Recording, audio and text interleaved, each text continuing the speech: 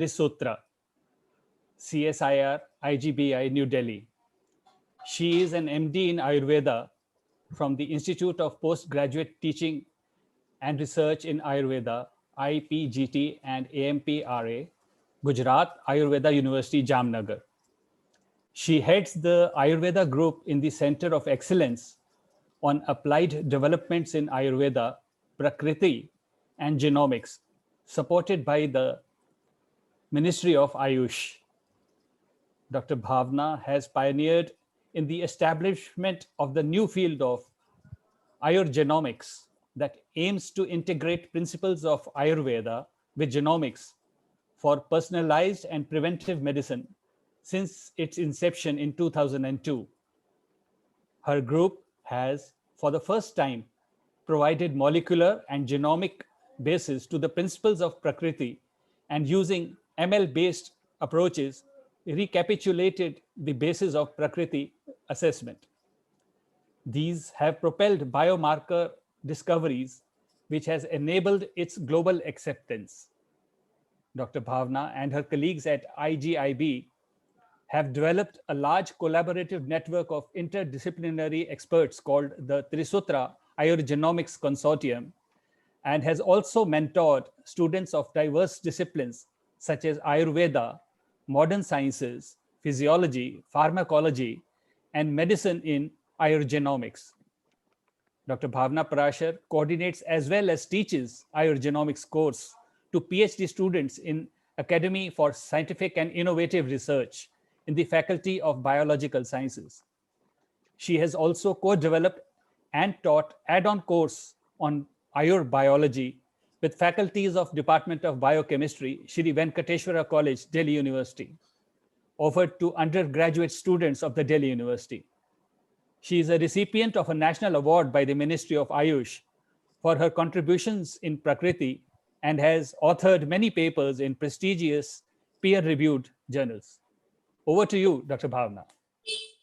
Thank you, sir, for the kind introduction. Today, it's a great pleasure to talk to the clinicians who are actually dealing with this whole pandemic situation that we are facing right now. And I would like to just share whatever insights are there from Ayurveda and whatever things are getting more and more validated in using the research approaches.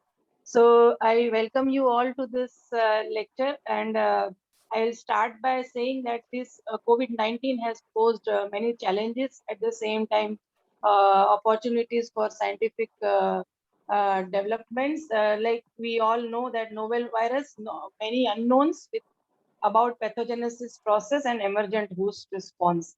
And over and above that, it is not a uniform response that we experience. There is a lot of inter-individual variability, and this also needs to be tackled. Then non-availability of drugs, and of course now the vaccines are there, but earlier that was also a big challenge. Importantly, even if we were to find new drugs, there were not as many assay systems and model systems to screen for novel drugs. So, and this whole thing impacts psychosocial impact on the whole population, in addition to the physical health related things that we observe. So this has also led to develop many developments like viral genome sequencing, immune profiling, understanding different stages and severity. And we must acknowledge that 1.5 years back, almost, we had no idea about the disease, how it is going to progress and all. But with great efforts and all the proper documentation and serial monitoring of things, we now at least know so many things about the disease and how it progresses and what calls for severity and what calls for what kind of management. So this, and in addition to understanding the disease per se, we have also understood lots of disease relations on the basis of shared molecular pathophenotypes, pathways, and genes. So, and that has actually led us to repurpose many already approved clinically used medicines for different stages, from ranging from immunomodulators to antivirals to anti-inflammatory drugs.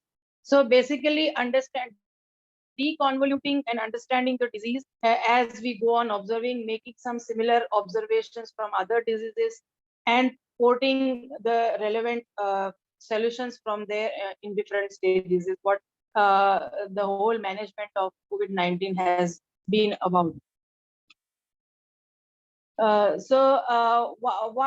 When we say we are looking for solutions from Ayurveda, does it mean that we also need to find out the context and the way Ayurveda deals with any new disease? Because it is very clearly an emerging question. I mean, everybody's mind asks this question that this is a relatively new disease and new virus. How can Ayurveda have those kinds of solutions that we are talking about, documented thousands of years back?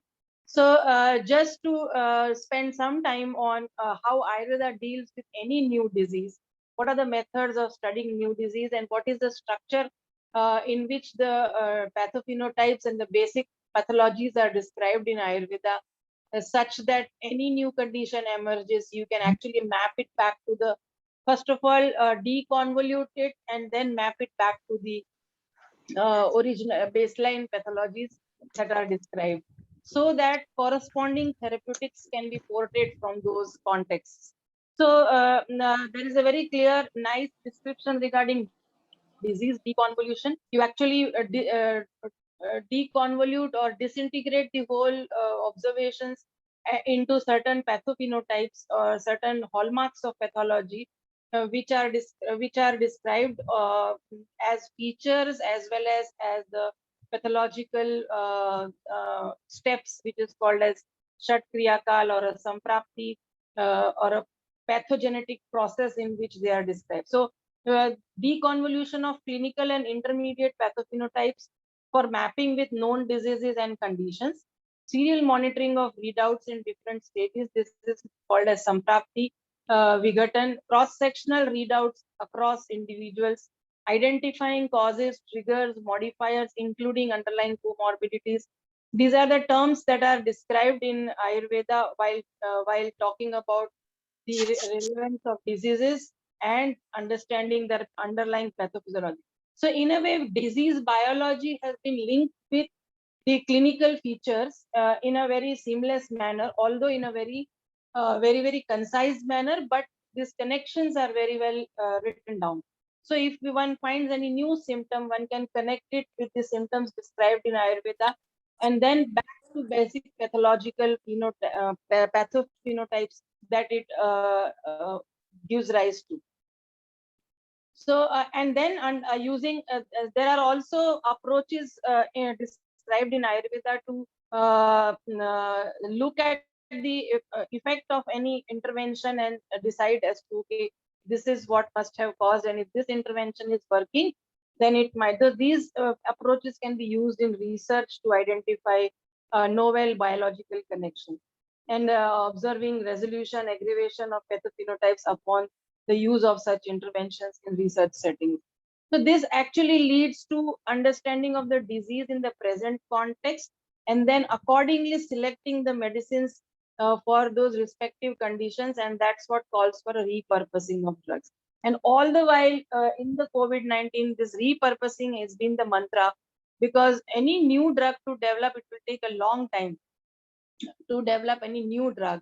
So what has been done, even from the modern medicine side, it has been done that the known drugs have been looked for their effect on certain aspects of the disease, and then they are repurposed accordingly.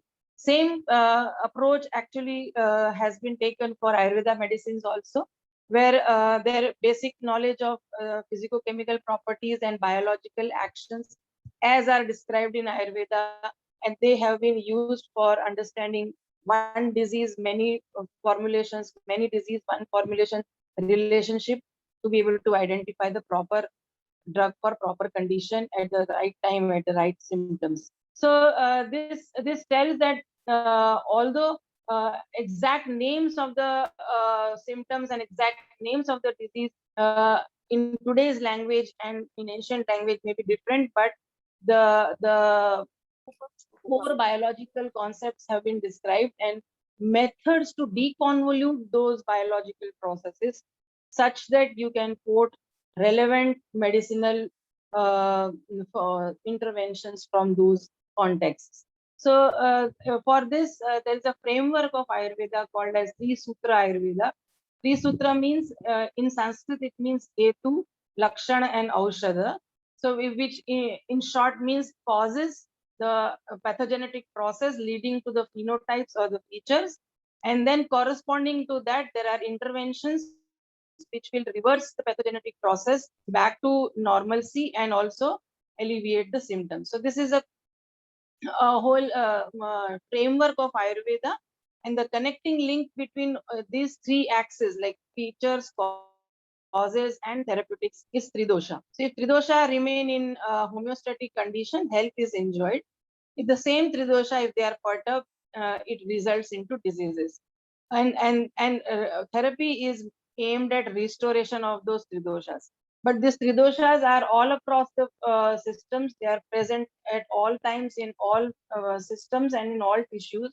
So depending on what pathology and in which tissue they have got perturbed, and what trigger from external side has caused that perturbation, these things are taken into consideration while selecting the medicines. So this is the Ayurgenomics framework that we are using for understanding the links between phenotypes, causes, and therapy. So now coming back to our today's context of COVID-19 pandemic, the question again, whether Ayurveda times when the texts were written, did they ever experience anything like the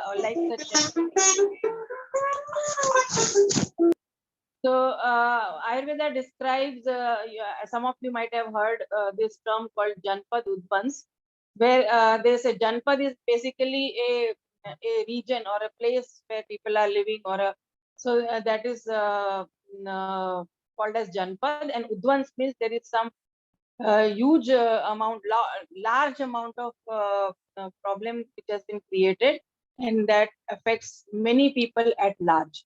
Now there are causes described for Janpad Udvans where there is a Jal, Vayu, Desh, and Kal, which is maybe water.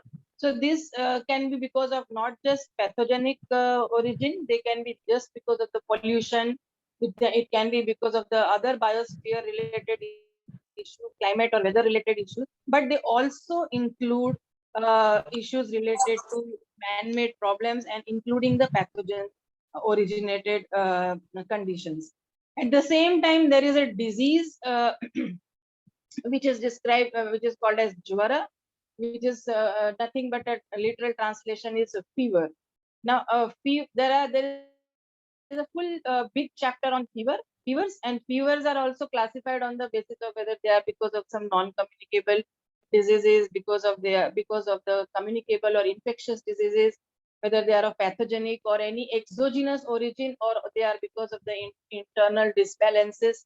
So that way, the fevers are also classified. There are other diseases where fever is just a symptom. Again, they can be because of the non-communicable or communicable, but fever being just a part of a disease process manifestation. So there are multiple ways these conditions have been described, but there can be some common aspects across all these things. Some of them are called as agantuj, and those can be considered because of either injury or pollution or completely exogenous origin things, and pathogens or microbes being one of them. There's a term called abhishanga also described in ancient Ayurveda. So in short, this was just to communicate that Ayurveda has dealt with epidemics, Ayurveda has dealt with fevers, Ayurveda has been describing how to deal with fevers of different origin, diseases or comorbidities which also present as a feature, fever or other things as a common feature. So this tells that we at least have some relevant context from where we derive our insights as to where and how does an individual face such kind of a condition. Whenever we face such kind of a condition, what should be the therapeutic strategy? So as I have listed over here, pathogens, pollution, and lower immunity. All these things affects not everybody in everybody equally. Ultimately, it is the immunity which actually determines what would be the level of affliction. So multi-pronged strategies are described in such conditions, where they say that you take care of the origin or the cause, you take care of an individual's system's health. Finally, how much that cause has affected an individual is decided by looking at Deha, Agni, Mana. So it's like a mind, body, and metabolic status. Literal meaning, if I were to translate Deha, Agni, Bala, Chetas, it would actually mean that personalized management based on clinical variability of presentation at mind, body, and metabolic status. And of course, taking environmental considerations, because it's an epidemic, so you have to take care of environmental considerations. So these are the strategies which are described. Now, in the strategies, if we were to take we were to extrapolate it to present pandemic condition, for the first strategy we have to worry about antimicrobial, and in this case antivirals. Not only antiviral against the virus, but also against host response or excessive exaggerated host response or minimal host response. We have to take care of both those things. Individual systems health, one has to take care by doing looking after the prevention of the progression or severity, management of symptoms and emergent conditions, management of underlying comorbidities, management of associated symptoms. And this should be applied to different age groups. There are different requirements of different age groups, as well as baseline variability in their makeup, the prakriti makeup, or the genetic variability, as people are exploring even in case of COVID. So, and then for the third, there has to be a public health measures where you talk about sanitization, social distancing, and all. So these aspects, it would surprise some of you perhaps that there are certain things which are described as a term in the context of Janpad Udvans, that you have to remain isolated from the mob. You have to have a different kind of a personal hygiene where you avoid direct contact, you avoid sharing of food, and all those things have been described. And of course, for maintaining the overall system's health, immunomodulators or specifically specific tissue robustness enhancing medicines like Rasayana are also described to be undertaken as a strategy. So is it just a strategy? Strategy might have to be changed. If the progression happens to further third stage, then again maybe the strategy might have to be changed. But if the recovery happens at stage 1, then and that is analyzed through a clinical endpoint of recovery, then a person gets the maintenance measures rather than taking any further strategy. So this is again a schematic of how Ayurveda not only describes the names of the medicines, but it also describes in general. This is generally for all kinds of disorders. There are therapeutic strategies for every stage, looking at the presentation of features and the severity of features. And this whole thing simultaneously takes into account the mind, body, and metabolic strength, the strength of an individual's disease as well. So now coming back to what is the there are so many plants and so many herbs described in the treatment of Jwara, where depending on what is the situation or what is the original cause, depending on what is the presentation, depending on what is the stage and severity, people have been using even you would have seen the Ayush protocols mentioning very elaborately what kinds of medicines will be useful for what kind of comorbid conditions or what kind of clinical presentation in different stages. So I thought I will just take few examples of what has been done so far. So as we already saw, that there are many pathogenic origins of disease. Fevers can exist, but when it comes to therapeutic strategy, it is not like they have described the different herbs or plants or formulations for individual against individual pathogens. they have mainly focused on the host response and the host strength and immunity, as well as the stage and severe, which will be kind of displayed in the form of a host response in terms of clinical presentation and emergent conditions. So even though there is a clear description, or there is a clear a kind of a indication that they had acknowledged the fact that exogenous origin diseases with pathogens being one of the causes of such conditions, including epidemics, have been acknowledged in Ayurveda. Still, it is not just against one pathogen, one medicine has been classified. It is mostly classified on the basis of what would be the final response of that pathogen on the host, and how host, it is mainly to facilitate the host response to clear the pathogen, as well as come out of that whole disease process. So that is the underlying thing, and that is the reason why whenever there is a new kind of a pathogen originated disorder, may it be flu or may it be uh, Ebola, or may it be dengue or chikungunya, you all might have seen every time we come across a new pathogen originated disorder, we find that medicines, whenever these herbs are tested against those pathogens, we find them to be coming useful. So which means that they might not just be one single pathogen working against one single pathogen, or working against the replication of one single thing. Maybe they are actually facilitating the host response to clear all those pathogenetic processes. So so the examples that I have taken for today's presentation is mainly coming from anti-COVID for tested against COVID-19. One of them, first one I have taken is on Adatoda vasica. Its Sanskrit name is Vasa. It is also known as Vasaka.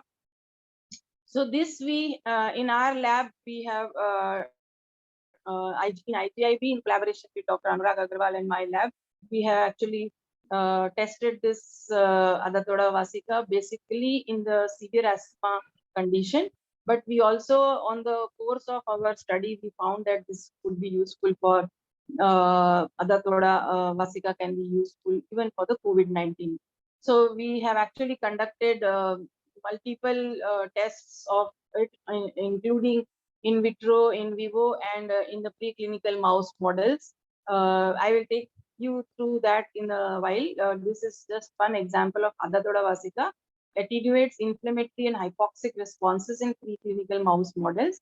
And this tells that it has a potential for repurposing in COVID-19 like conditions.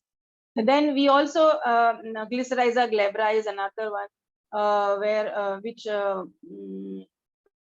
when Ayush Ministry took out the protocol, they have actually listed Glycyrrhiza glabra as one of the major things to be administered or useful for COVID-19.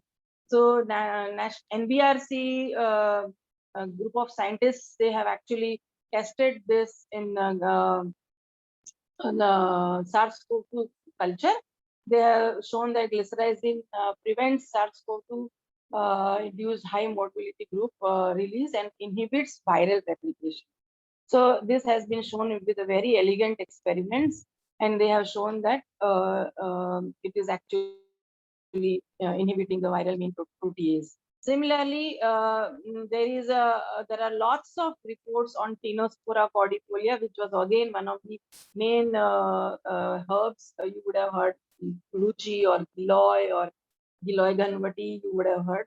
So there are several reports of in silico study docking of constituents contained in the Tinospora cordifolia against the viral proteins, as well as against the host proteins responsible for the viral entry and replication.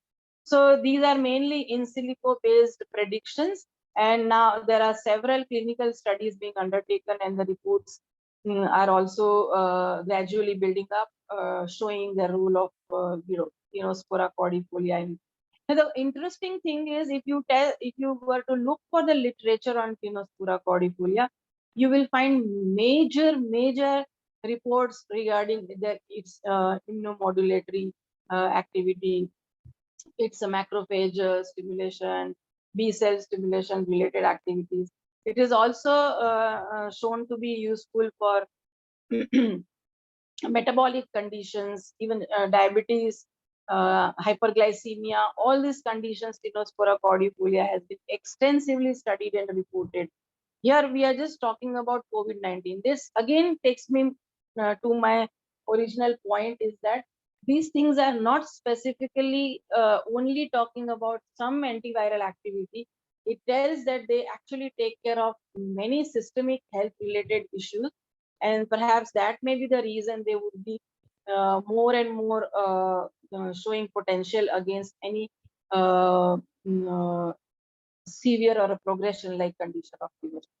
Similarly, Piper longum was one of the constituents of Ayush Kada, Ayurvedic Kada. At the same time, it is also recommended or tried as one of the adjuvant medicines along with Spora and maybe other things.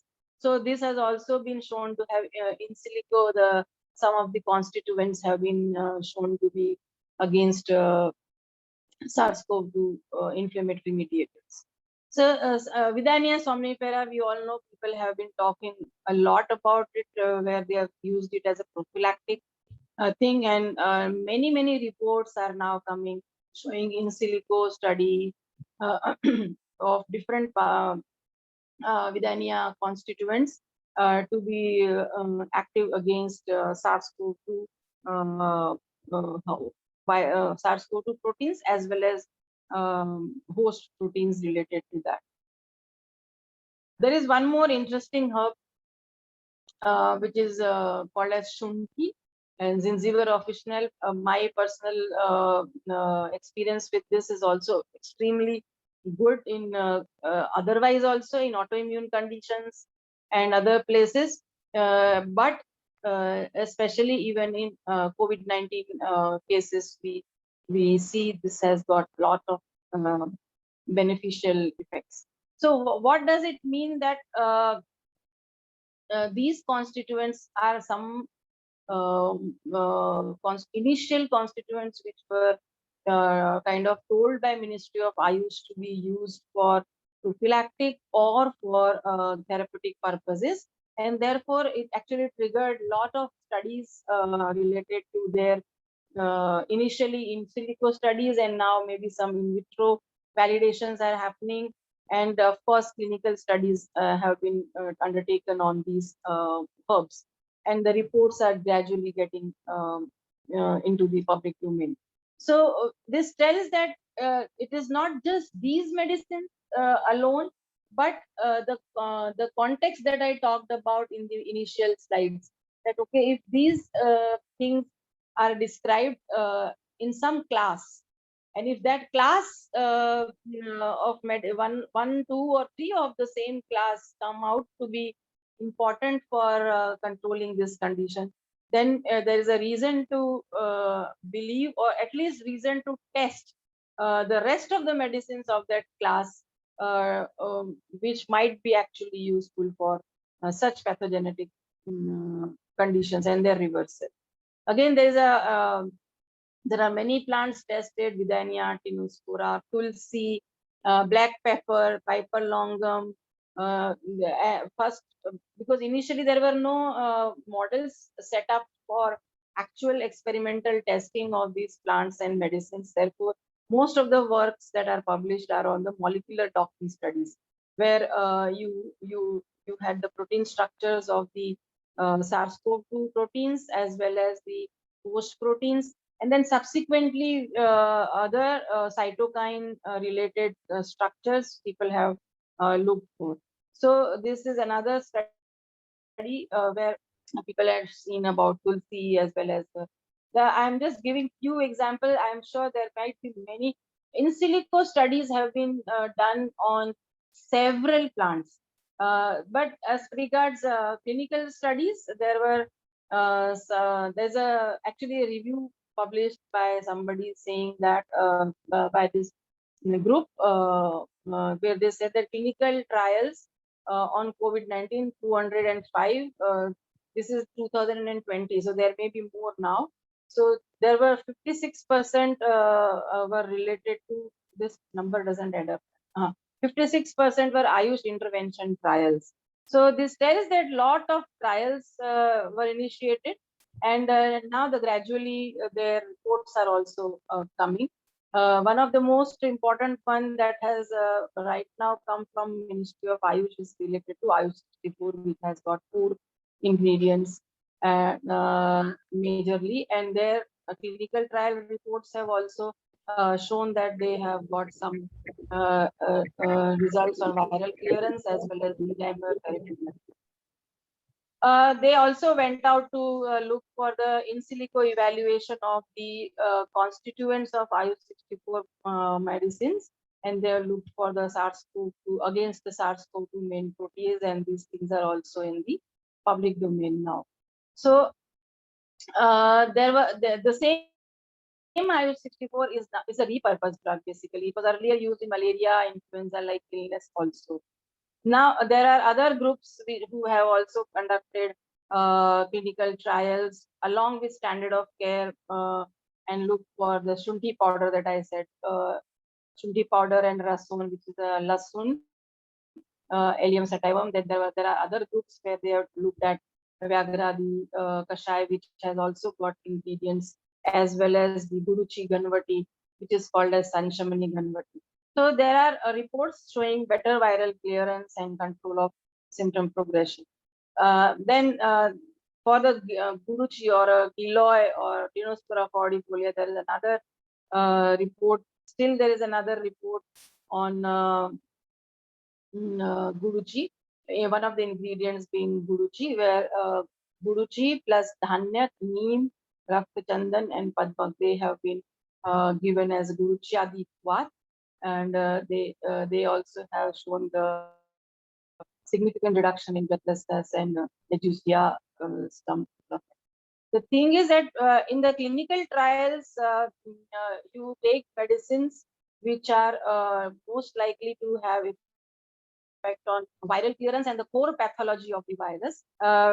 In the clinical practice, you don't need to be remain this one to one single thing. One can actually look for symptomatic core viral core pathological things have to be addressed, but at the same time, in the emergent symptoms, one has to deal with different formulations.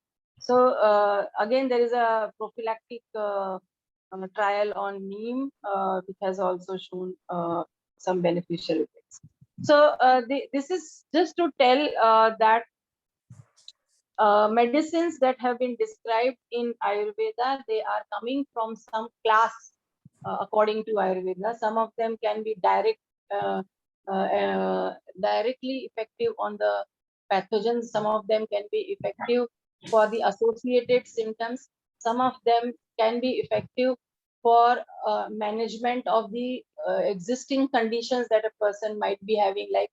Even in modern protocols, we are seeing that even though COVID-19 is not being addressed, no specific antiviral is available for against SARS-CoV-2. Nevertheless, we are having the protocol of managing different age groups as well as different comorbid states, people with different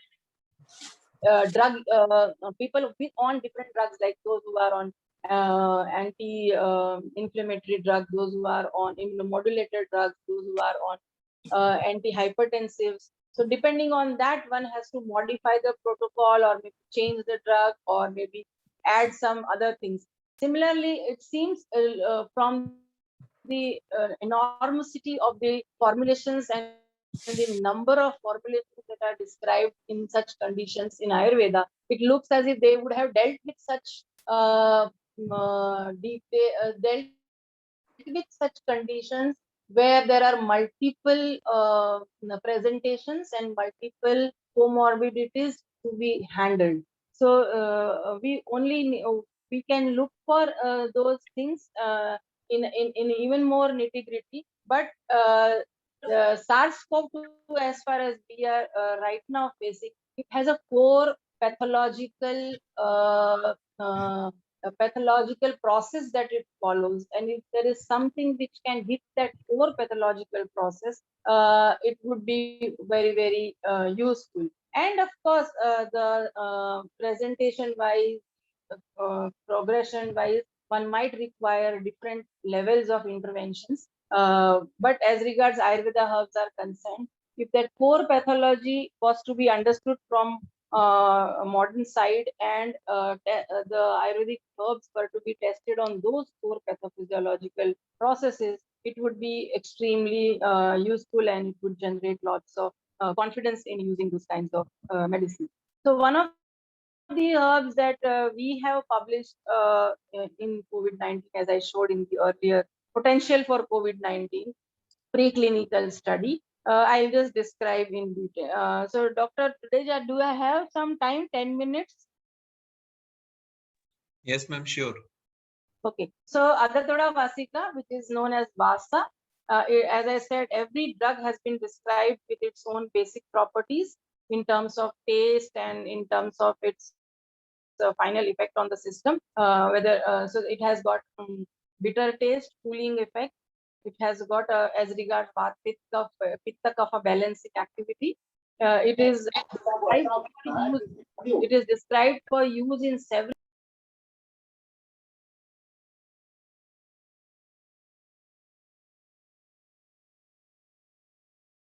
Ma'am, your mic got mute. Ma'am. Okay.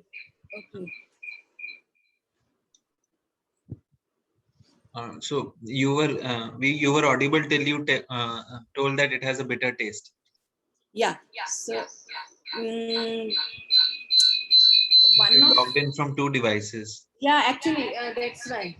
Mute from one. So can you mute me from the? Okay, I'll do that. I'll do that. Sorry.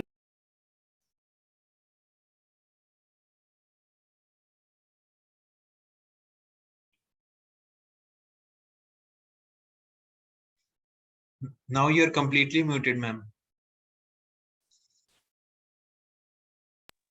Okay.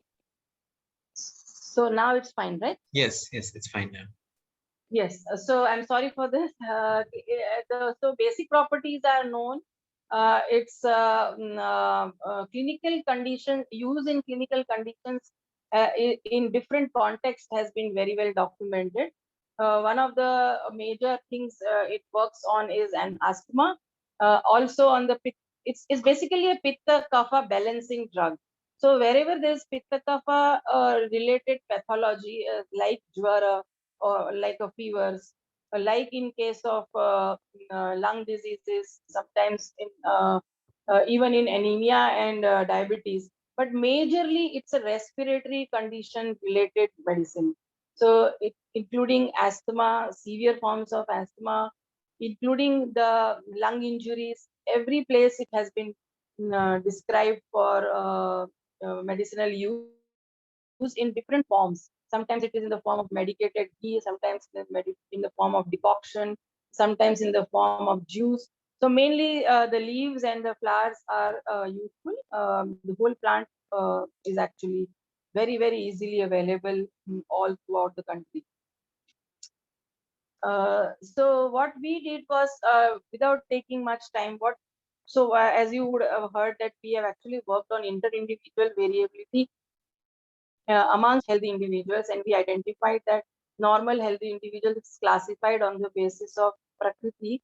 They actually display molecular level differences even in their healthy state. And one of the molecular axes which differed between pitta and kapha individuals was hypoxia. And EGLN1 HIF1 axis actually showed variability in pitta and kapha. So HIF1 alpha and EGLN1 are the major players for oxygen homeostasis and metabolic regulation. So this medicine has been we found that normal healthy individuals classified on the basis of Prakriti, they actually varied with respect to this hypoxia axis, and we wanted to see whether this axis is important in other conditions. Of course, high altitude condition one can imagine. So we had tested it, and we showed that the genetic variation in EGLN1 gene actually had an association with high altitude pulmonary edema and thrombotic outcomes of hypoxia. So in addition to that, Dr. Anurag's lab also showed that EGLN1 HIF1 axis also is an important asthma modifier, and this was also published in 2011. Now the question comes, if you would recall that if Vat Pitta Kapha in homeostasis is healthy, if they are perturbed, they are diseased, then therapies are actually aimed at balancing those perturbations. So that the question is, could Prakriti-based stratification predict different hypoxic response? And can Pitta Kapha balancing herbs act on this disturbance and bring back the homeostasis? So this got us to this herb, which is otherwise also described to be used in conditions like asthma and other conditions where we know from modern pathological understanding that hypoxia is one of the underlying biological cause. So we wanted to test whether this drug, which is known for asthma modulation, it is known to have basic property of pitta kapha balancing. हाँ, तो देखो मेरे को लगता है भाभी ये जो सो रहा है ना 40-40 मिनट के बाद कई बार वो थक के भी सो जाते हैं। हेलो, आप लैच इंप्रूव करो थोड़ा सा और डीप लैच कराओ, और अभी के लिए अब जब हमें लग रहा है कि लैच ठीक नहीं है और जब हम ऊपर का फीड बंद कर रहे हैं तो हमें इसी को देख के हम टाइट्रेट करेंगे कि हमें एक्स्ट्रा दूध कितना देना है। Dr. Sankar, अब please हमने mute देख लिया कि yourself. जैसे हमने ऊपर का दूध कुछ घंटों के लिए काम Dr. किया तो Sankar, please mute yourself. तो अभी थोड़ा ऊपर का अभी लिबर्टी का दे दो, मतलब फॉर्मूला एक्सप्रेस में Dr. बस Sankar, मुझे आप एक्सप्रेस में दे दो। करने दो मैम, ये भी करने कर दो। सकते हो पैरेलल कि when you are consultation feeding कुछ from one कमा side, लेगा। somebody else can put the pump on the other side और एक्सप्रेस में कर लो साथ साथ। Dr. Sankar, हाँ, राइट साइड से आप फीड करा रहे हो। Dr. Sankar, एक्सप्रेस कर दो। हाँ हो जाएगी। इंगॉर्जमेंट हो रही है, हमें निकालना भूल है। गया मैम, भूल गया, कोई बात नहीं। वो मत सोचो कि वो नहीं होगी। Dr. Sankar, मैं ना एक मीटिंग में हुई शायद मुझे। Dr. Sankar, mute sorry, yourself. एक minute, sorry. yeah. So what we thought was that we had tested HIF1 alpha and EGLN1 axis in asthma modulation. So first thing that we wanted to test was whether Adatoda vasica will actually induce changes in asthma mouse model such that it can actually prevent severity of asthma. So this is something we tested in asthma mouse model, acute asthma mouse model. We also tested in the severe asthma mouse model, which was created using this modulation of HIF1 alpha, and which was creating a severe asthma, which was not responding enough to the steroids as well. So we saw the effect on inflammation markers.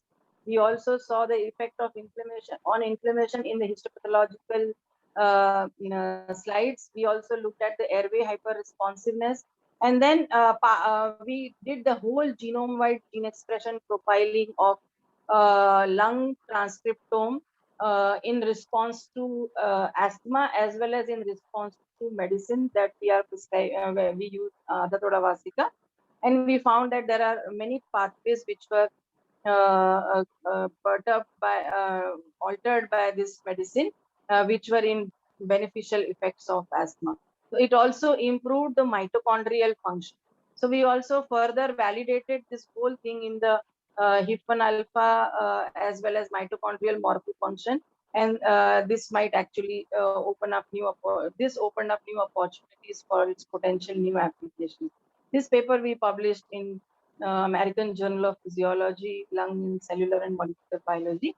And then in this, we had also done, in the mouse model, if you are able to see these changes in asthma severity, or if that is the case, by altering the hypoxia inducible factor, can we actually look for it in the cell line models? And we developed a cellular model of hypoxia using a PhD inhibitor, and we treated that cellular model of hypoxia with the Adatoda vasica, as well as compared it with the dexamethasone treatment. What we find is that it actually brings down the HIF-1 alpha levels, which were raised after DMOC treatment, and these things tells that this has a specific HIF-1 alpha inhibition. Now, HIF-1 alpha and mitochondrial dysfunction are also very well connected. So we tested this whole in response to DMOC, whatever changes are happening in oxygen consumption rate, we measured it using seahorse assays. In the interest of time, I will just quickly go through this. This is just to tell that in response to DMOC, the OCR goes down. If we treat DMOC treated cells with Adatoda, it actually restores this thing. And this tells that my mitochondrial function is also restored in response to Adatoda vasica when hypoxia is induced. So we also looked at the images of mitochondria, looking at healthy mitochondria, like in case of vehicle treated, the healthy mitochondria look like this. If we were to treat them with DMOC, they actually get fragmented branch of the branch networks get fragmented, and those treated with DEXA could not restore that. Those treated with Adatoda were able to restore it to the healthy levels. So this is a whole aspect. This was just to tell the background of how we arrived at Adatoda vasica and its effect on asthma model, severe asthma model, which was not responsive to conventional drug in mouse model. And then we also went on to find its mechanism, whether it does it through modulation of hypoxia, actually modulation of HIF-1 alpha and subsequent effects on mitochondrial functions. So up to now, it was a American Journal of Physiology paper where we have shown the effect of Adatoda vasica in mouse models of severe asthma, alterations of mitochondrial functions. And the question was that when we were doing this thing, we also wanted to test whether if it is inhibiting HIF-1 alpha, if it is controlling hypoxia, then can it also have subsequent effects on in other mouse models, in other preclinical models, where hypoxia is at the core of pathology, or it is a modifier of the pathological condition. So we had tested this in the bleomycin treated mice induced lung fibrosis. We also looked at the severe sepsis model, where again hypoxia becomes very, very pertinent. We also tested against the PhD HIF-1 alpha modulated hypoxia thrombosis model, and we also looked for the transcriptome profile of lungs of the mice who were treated with Adatoda vasica. So this is something which was like an observation of subsequent effects of Adatoda vasica in the models where hypoxia is further pertinent. So we had seen that for the sake of representation, I have made one result, kept one result over here.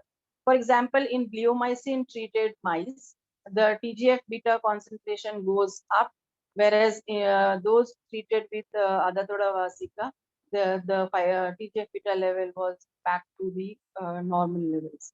Similarly, when we actually inhibit PhD, HIF-1 alpha is increased.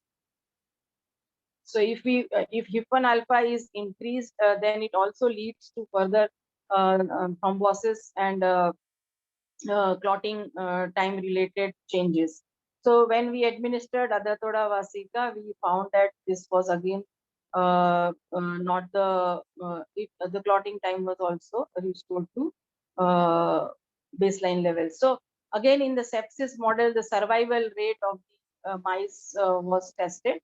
So this whole thing are not to take you too much into the details of experiments. This only told that these pathophynotypes that we are discussing right now. You would have followed, you know, the literature of COVID-19. These are the things which are happening in response to viral infection as well. So our question was whether these observations are actually leading us to think that the Adathoda Vasika has a potential for repurposing in the COVID-19 like situation. So, to summarize, we found that in hemostasis or thrombosis model, we saw the inhibition of HIF1 alpha and VWF. We saw the inhibition of activated platelet count, restoration of clotting time and bleeding time. In lung fibrosis model, we found that HIF1 alpha levels were inhibited, TGF beta levels were inhibited. There was reduction in mice lung collagen deposition. In the sepsis model, we found reduction in IL-6 levels, restoration of IFN gamma, reduction in lung inflammation and blood exudation upon histopathological examination of the mice lung. There was increase in the survival rate. In the transcriptome studies, the whole transcriptome studies of the lung when the mice were treated with this drug, we found that there was upregulation of innate and adaptive immune response, natural killer cell and cell signaling. There was downregulation of hypoxia pathway, collagen biosynthesis, TGF beta regulation, and this is a mistake. This manuscript is also published. This paper is also published now in Respiratory Research. What this tells that we have observed the effect at cellular level, tissue level, molecular level, genomic level, and the overall phenotype level in different parameters.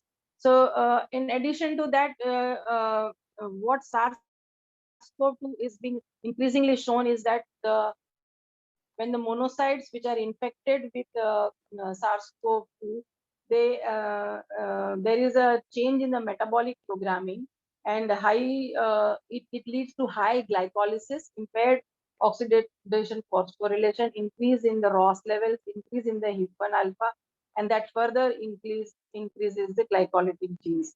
And this also leads to increase in the pro-inflammatory cytokines, and T cell response is also altered, and epithelial cell death is more observed. And this also facilitates, this actually favors the replication of SARS-CoV-2 virus. So, in what we had seen earlier in our Adathoda Vasika related observations, that it actually Adathoda constituents have otherwise also been shown to be working against ROS. We have seen the effect on HIF1 alpha, and we also have seen the effect against these inflammatory cytokines. So this whole thing takes us to the, because we had used whole extract of Adathoda Vasika, naturally the question comes that so many observations are made, if there is any specific constituent which can be linked with specific activity. So based on our analytical chemistry studies, we had identified that we certain chemical constituents in the Adathoda Vasika extract, and we did the molecular docking analysis against we did molecular docking analysis against viral as well as host proteins.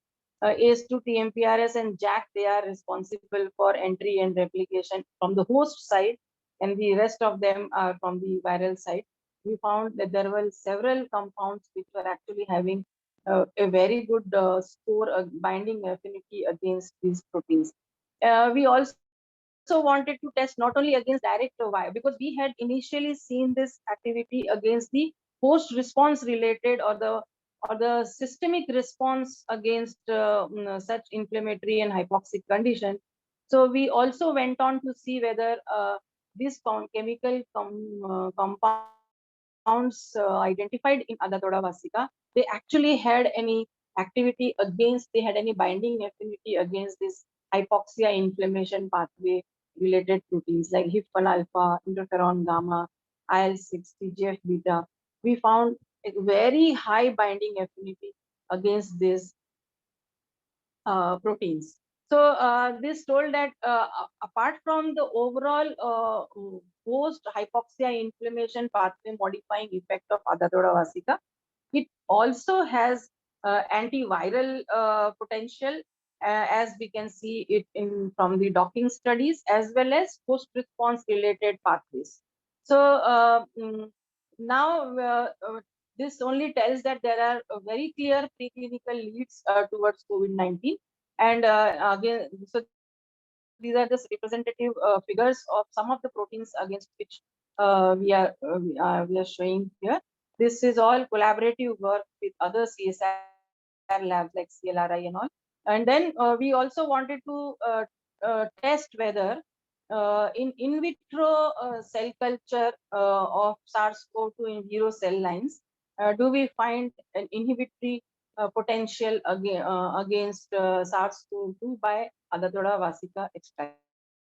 I just would like to reiterate over here is that we have used the whole water soluble extract as is described in Ayurveda, like boiling, decoction, drying, and that process is followed, and the same is being used over here in all the experiments. But for the understanding the network pharmacological basis of individual components, maybe, or their combined effects, we could do this kind of docking analysis to find that thing. So this is again another collaborative lab of CSIR CCMB Hyderabad, where we could see this viral reduction in response to SARS-CoV-2 culture when administered by Adatoda vasica. So this only tells that there are multidimensional effects of Adatoda observed in preclinical mouse models. They are relevant in different stages of COVID-19. You can find that even at the entry level where ACE2 and other spike protein related effects are also predicted using in silico study. Even in the early stage where there is a adaptive immune response are important over there. Also, the constituents are active, and the effect in the preclinical models and the gene expression profiles shows that. Even in the cytokine level, storm level stage where there is a high inflammatory condition owing to hypoxia, inflammation, and metabolic regulation.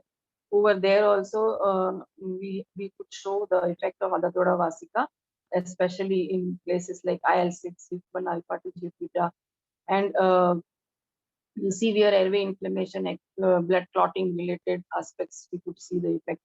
So this tells that there is a multi-dimensional effect of Adatoda, which we can see in the core pathological aspects of COVID-19 disease, and it can actually handle hyperinflammatory and hypoxic state of the disease process. So this has been published in journal Respiratory Research, and now we are also undertaking a clinical study in collaboration with All India Institute of Ayurveda, which is supported by Ministry of Ayush. In this, 3-arm clinical study is being done. One is on aqueous extract of Adatoda vasica, another group is on the Peniscura cordicolia, and a third group which will involve Adatoda vasica and Peniscura cordicolia in collaboration with All India Institute of Ayurveda. So I would like to there's a huge group of Ayurgenomics at CSIR IGIB, and there are the part of Adatoda work that I presented is mainly a PhD work of Atish Devare, and there are many. So this is actually within IGIB also multiple collaborations, and across different CSR labs also we had collaborations from other places like CLRI, CCMB. And this clinical trial we are doing as a standalone Ayurveda medicines, and this is in progress right now. So this has been approved by Ministry of Ayush and is being undertaken. So I thank you all for your kind attention, and I'm sorry if I have covered too many things, and if you have any questions, I would try to address them as much as I can. Thank you very much.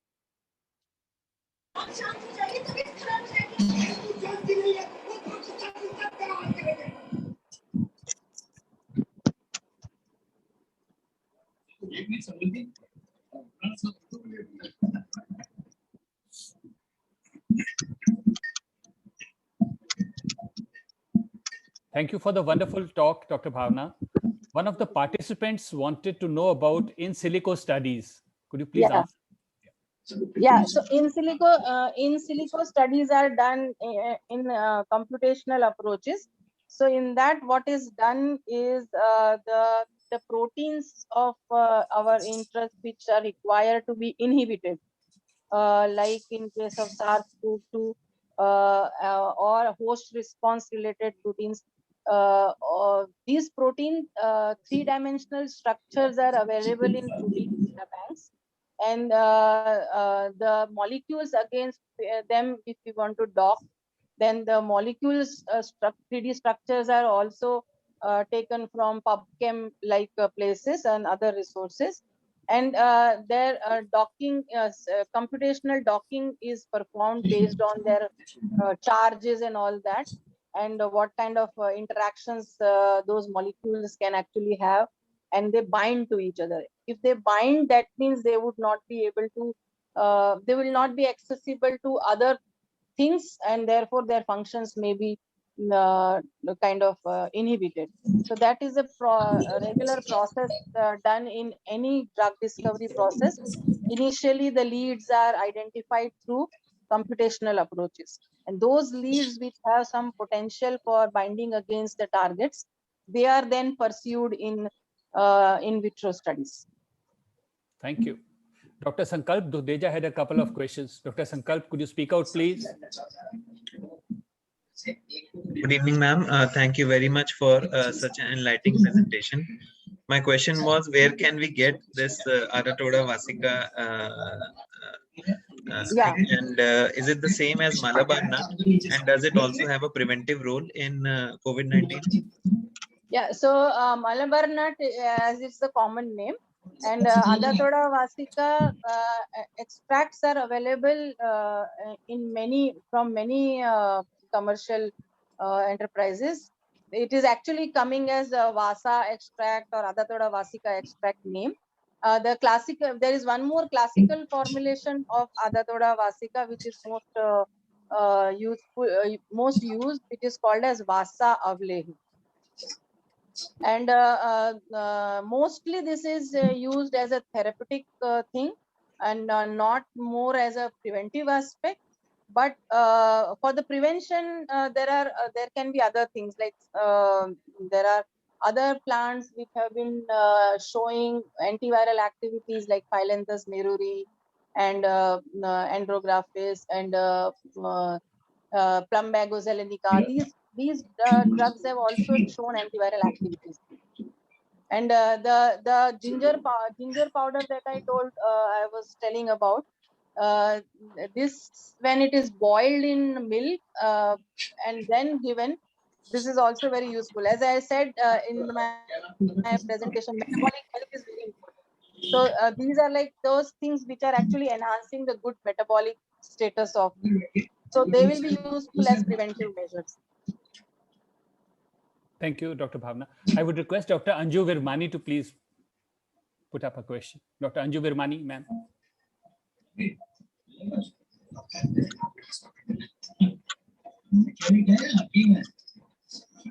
Dr. Anju Virmani, would you like to ask a question? She has written it in the chat box. Exactly. I've written it. I find that much easier if you could answer that, ma'am. Yeah. So method of preparation certainly has impact on the kind of ingredients or the kind of constituents that will be isolated in the formulation.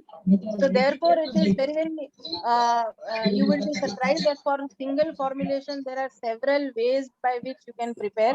And there are different disease conditions and different requirements of the patients, depending on that they are made. Adatoda vasica is mostly used as a whole water soluble extract, or maybe the whole juice. That is a major thing. And definitely different dosage forms have got different applications. In case of children, perhaps you would be more interested. These syrups are also available for Adha Thoda Vasica. So, ma'am, when we talk about the Kada that you're saying, then again that could be a drug dose response, and there should be very specific ways of making the Kada. Yeah. So specific ways of making kada. So, kada is made in a when we say kada, it has a specific protocol with which it is made. So it is 4 times the water, as much as the dried plant is taken, 4 times the water is taken and boiled and reduced to 1/4. So it becomes the proper decoction to be filtered and then taken.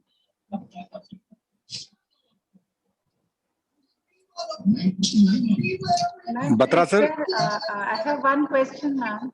Yes. Is there some limit to these drugs, how much to be taken? Because people have been overdoing kada and other things. So have you ever seen some side effects of these drugs as well? So, so there are certain things in Ayurveda which are kind of, they are called as swasthvrutta, they are good for health. So like in case of maybe some kada that you might be referring to, where tulsi and black pepper and ginger and all are taken. They are like food kind of things, but again, of course, they are not to be taken in a similar dose for everyone. For some people, they might become little hot, and so they might have to be taken with a reduced amount, in a reduced for the reduced period of time. So those things which are to be taken as medicine, they also have a duration for which they should be taken. Not like you can take it, like in case of ginger boiled with milk. We don't give it forever. We give it maximum for 5 to 7 days.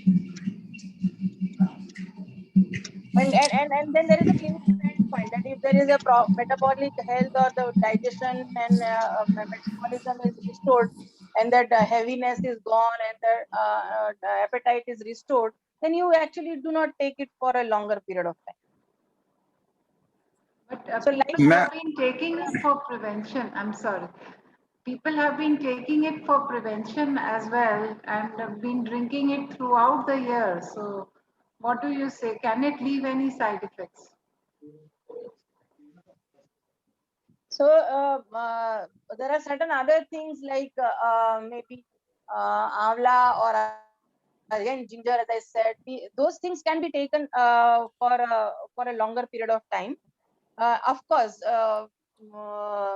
the even the hot water, for that matter, if you take, it may not be suitable equally to everyone.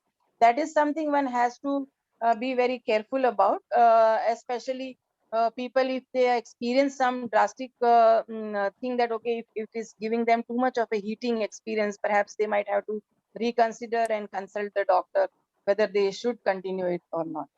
Definitely all medicines have a duration to be taken, and there are certain things which are health promoting. They can be taken for a longer period of time or for around the year also. Can I ask a question, ma'am? Yes, sir. Yes. Dr. Bhavna, thank you so much. It's been a wonderful presentation. Lots to learn from Ayurveda. My curiosity is about all the things, most of the things you discuss, they are available in our daily spices, and Right. routinely we've been using them. So is the dose is less, or the efficacy, or there is a wrong use of them? Probably that is what is not working. I think every Indian family is using them.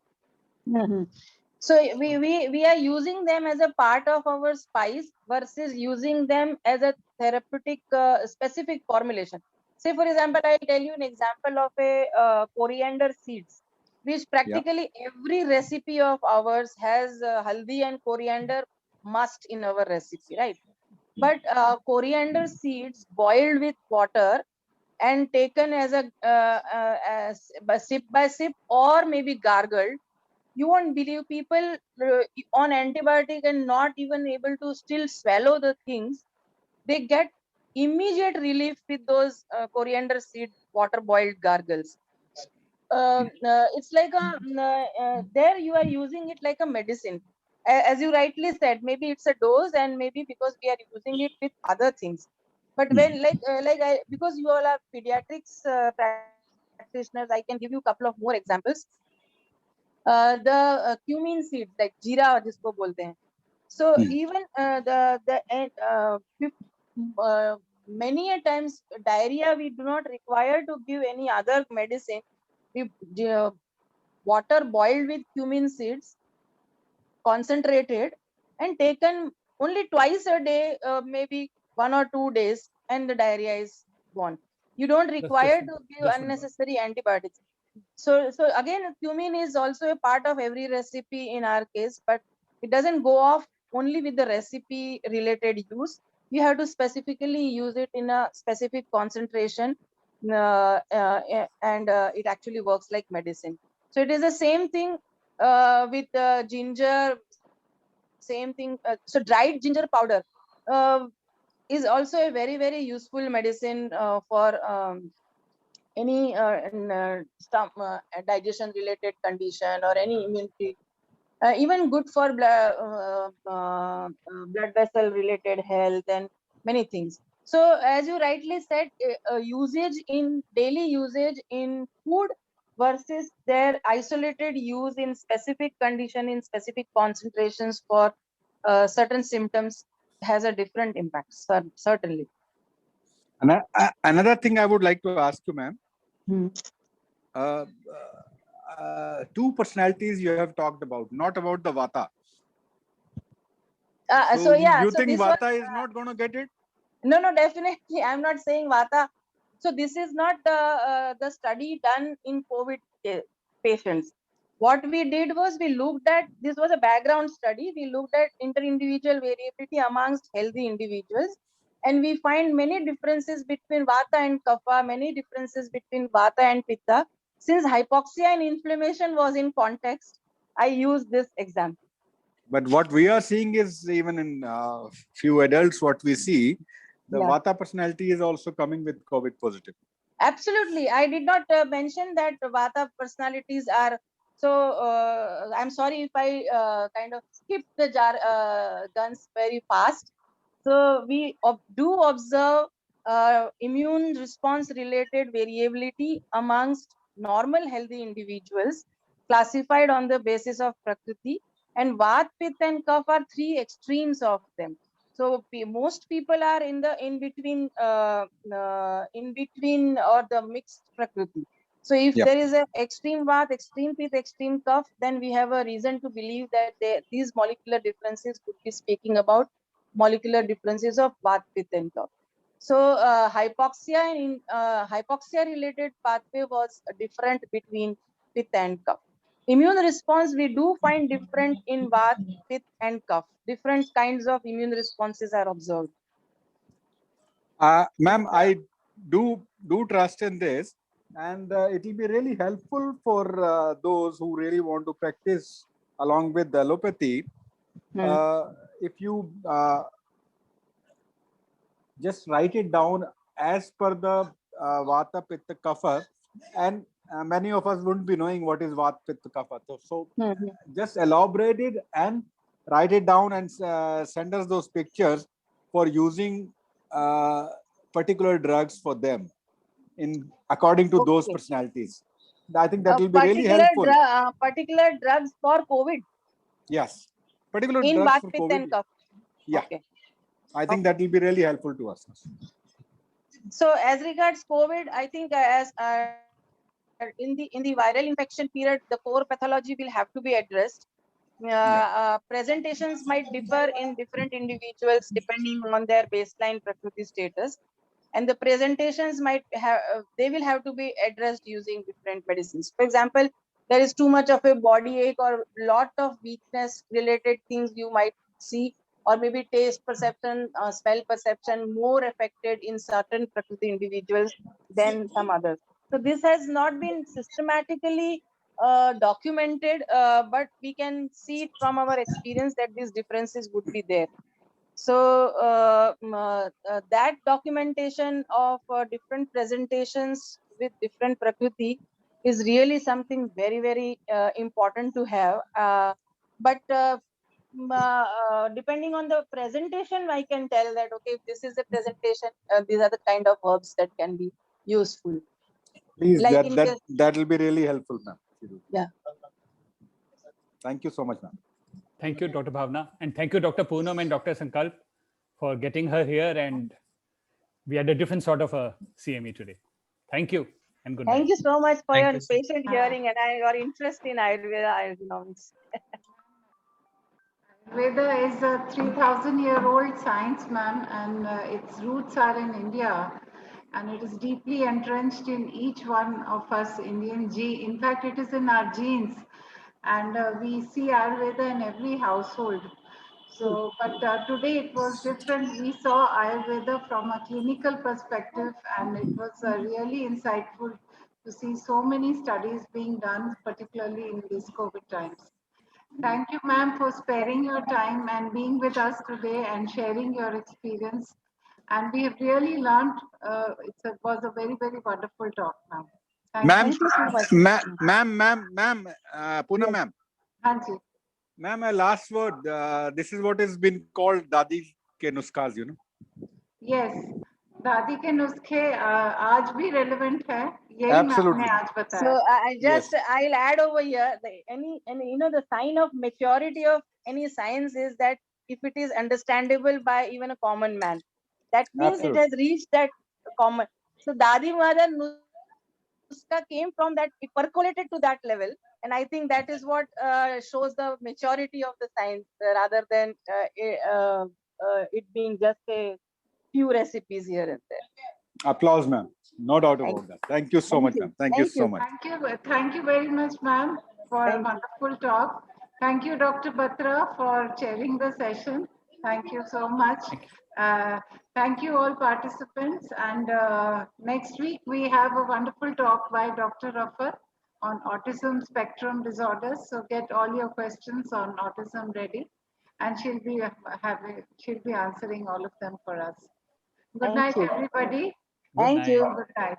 Good Good night. night.